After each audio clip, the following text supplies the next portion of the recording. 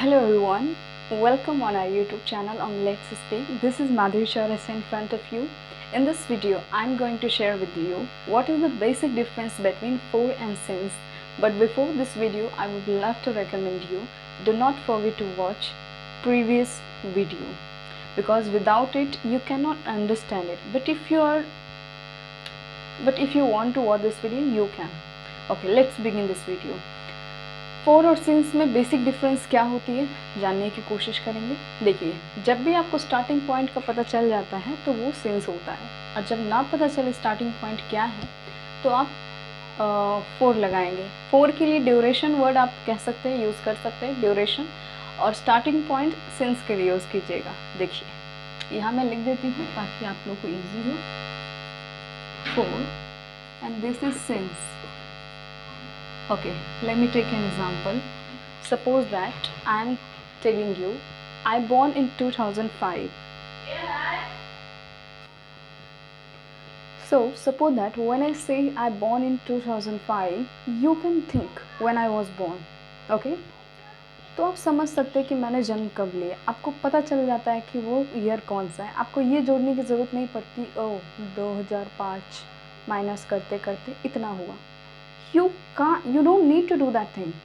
But when I say, suppose that this is 2005, but when I say I born before 18 years, then what you have to do, you have to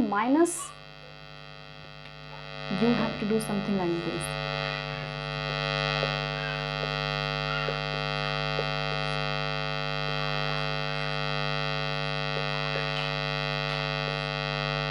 You have to calculate, you have to do calculation, and then you are going to understand, oh, you born in 2005, then that you have to do अच्छा आप इतने साल पहले यानी 2005 में जन्म लिए थे। जब भी आपको ऐसा करना पड़े, ओह अच्छा समझ गए, then that when you need to take some time, then that is four. And when you don't need to take single, you can say second time, when you don't need to calculate, you can just think and you can just easily reply, oh, you born in 2005. That is since. That's why this is known as definite, and this is known as indefinite. This is also known as duration, and this is starting point. कोई अगर कहता है कि मैं 7 बजे से काम कर रही हूँ, मैं कहूँगी कि मैं 5 मिनट से पढ़ा रही हूँ। Which 5 minutes? You don't know. You have to calculate. आपको घड़ी में देखना पड़ेगा कि अभी राइट टाइम क्या हो रही है और आप 5 मिनट पहले कितना टाइम हो रही थी। तो आपको उन दोनों को माइनस करके बताना पड़ेगा। अच्छा आप इस टाइम से पढ़ा रहे हैं। बट व्हेन आई से कि मैं 2 बजे से पढ़ा रही हूँ, you don't need to calculate, you can just say oh 2 बजे से, ओके आई गॉट इट। तो ये होता है इन दोनों में basic difference. And one more thing, ये जो है ना, ये सिंस, इसके बारे में याद रखिएगा, ये हमेशा फिक्स होता है। इसको आप काउंट नहीं कर सकते, चेंज नहीं कर सकते, ये फिक्स होती है, मतलब फिक्स होती है। बस इन दोनों में इतना ही याद रखिए, ज़्यादा कुछ नहीं। इंडेफिनिट नहीं समझ में आता तो बस इतना याद रखिए, जब भी आपको किसी चीज़ को सोचने में टाइम लगे, रिप्लाई देने में टाइम लगे, थोड़ा सा ही सही लेकिन सोचना पड़े, ओह अच्छा इतने घंटे से बोले तो आप इतने आधा हो, ऐसे जब भी ऐसा सोचना पड़े ना, तो वो फोर के लिए ले लीजिएगा। जब भी आपको नहीं सोचना पड़े, directly you can reply, that is since. It's very easy. देखिए, बुक किसके लिए बना होता है? जो ऑलरेडी पढ़े होते हैं। जैसे मैं I can understand, so book is very easy for me, I don't need to face any kind of issue. तो मैं समझ सकती हूँ बुक को। लेकिन जो अभी पढ़ने के लिए स्टार्ट किए, जो बच्चे अभी पढ़ना ही चाहते हैं, इंग्लिश को समझना ही चाहते हैं, they can't read book, that book is not for them.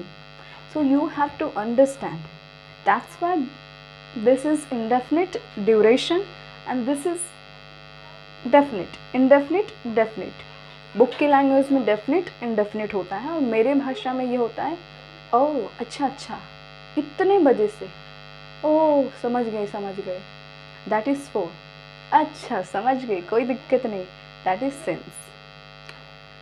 एकदम सेकेंड कहते हैं ना, बहुत ही एकदम माइन्यूट इनके बीच में डिफरेंसेस होती है। I hope that you got this point. तो इसी के साथ I would love to tell you that we have completed present tense. आप अपनी लैंग्वेज में समझिए प्रेजेंट टेंस। अब इसके आगे मैं आप लोगों को डेली यूज सेंटेंसेस पढ़ाने वाली हूँ, वर्ड्स पढ़ाने वाली हूँ। देखिए, स्पोकन एक अपना लेवल है, मुझे अपने तरीके से पढ़ाने दीजिए, मुझे टाइम दीजिए कुछ महीने, मैं आपको पूरा अच्छे से समझाने की कोशिश करूँगी। I am not the perfect you can say perfect student of this language. No, I am trying to learn this language. थोड़ा कोशिश कर रही हूँ कि मैं टॉपिक को समझूँ और समझाऊँ, ताकि मेरे लिए ज़्यादा इजी हो जाए समझने के लिए। So of course I am going to make so many mistakes, no doubt. Kindly ignore it, and I hope that this video is going to helpful for all of you. If it is, then do not forget to share with your friends. Bye, and of course keep studying, keep enjoying, and yeah, keep motivating yourself as well. Bye, take care of yourself.